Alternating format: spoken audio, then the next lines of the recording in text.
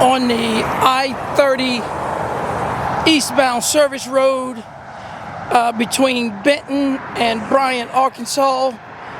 Damaged guardrail. It's an SKT head. Has been detached during the accident. This is the portion of the rail that was fed through.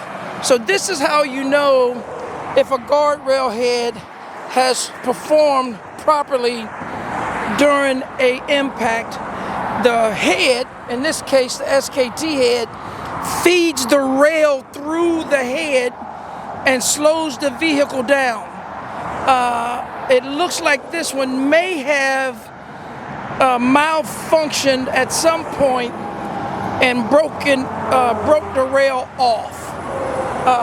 So it's possible that it didn't have enough run of head, or that something locked the head up and caused it to lock up and detach the rail.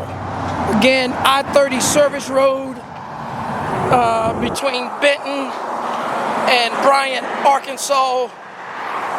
Damaged guardrail needs to be repaired or have a attenuator or something to protect the drivers placed here.